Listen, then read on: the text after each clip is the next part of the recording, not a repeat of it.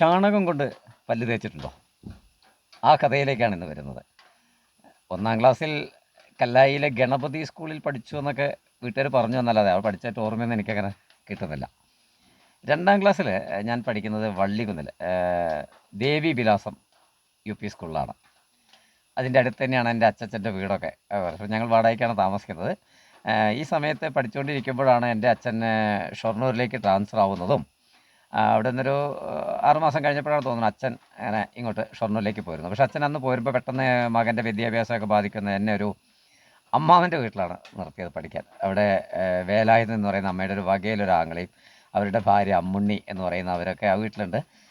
ശരിക്കും പറഞ്ഞാൽ ഒരു അച്ഛനമ്മമാരെ പോലെ തന്നെ എനിക്ക് സ്നേഹം പകർന്നിരിക്കുകയും ഭക്ഷണമൊക്കെ ആ വിളമ്പി തന്നിരുന്ന ആ അമ്മിണിയമ്മ എന്ന് പറയുന്ന അവരുടെ പെരുമാറ്റ രീതിയൊക്കെ ഇന്ന് എൻ്റെ മനസ്സിൽ ഒരമ്മയുടെ സ്ഥാനം അവർക്കും കൊടുക്കാതിരിക്കാൻ എനിക്ക് കഴിയാറില്ല.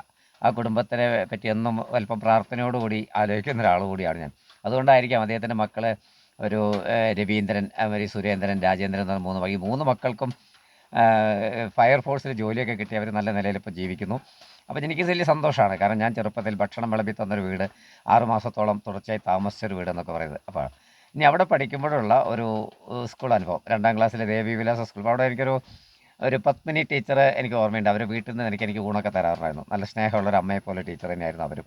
പിന്നെ ഒരു ഉണ്ണിരി മാഷ് എന്ന് പറയുന്നത് ഉയരം കുറഞ്ഞു, വളരെ ഉയരം കുറവാണ്. 5 അടിക്ക് താഴെ ഉയരം ഉണ്ടാവുള്ളൂ. തടിച്ചൊരു പ്രത്യേക രീതിയിലുള്ള ഒരു പെരുമാറ്റമൊക്കെയാണ്. അതുകൊണ്ട് ആ മാഷ് എൻ്റെ മനസ്സിൽ തങ്ങി നിൽക്കുന്നുണ്ട്. ഇതിനപ്പുറമുള്ള മാഷുമാരിനൊരു അല്പം ക്രൂരതയുണ്ടായിരുന്ന ഒരു മാഷയാണ് പിന്നെ എനിക്ക്. ആ മാഷിൻ്റെ മൂക്കം എനിക്ക് സത്യത്തിൽ ഇപ്പോൾ ഓർമ്മയില്ല. എങ്കിലും എന്താണ് ആ ക്രൂരത എന്ന് പറയാനാണ് ഞാൻ ആഗ്രഹിക്കുന്നത്.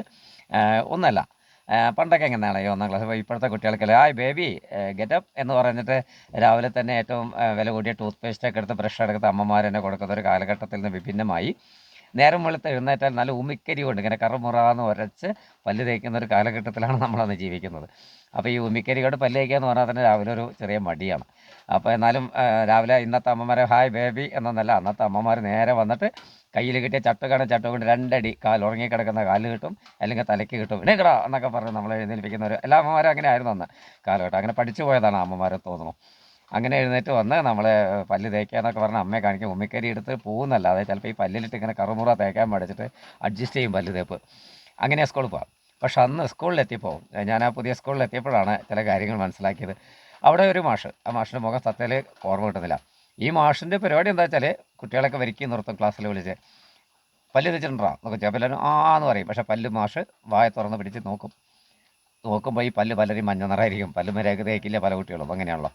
നേരെ മാഷ് ചെയ്യുന്നറിയില്ലേ, ഈ പല്ല് തേച്ചില്ല എന്ന് തോന്നുന്ന കുട്ടികളെ വരിക്കും അങ്ങ് കൂട്ടിക്കൊണ്ട് പോയിട്ട് അടുത്ത വളപ്പിൽ പശുള്ളൊരു വീട്ടിൽ പോയിട്ട് ആ വീട്ടിലെ തൊഴുത്തിൽ നിന്ന് ചാണകം കൈകൊണ്ട് വാരിപ്പിച്ച് ഇടത് കൈയിൽ ഇടിപ്പിക്കും.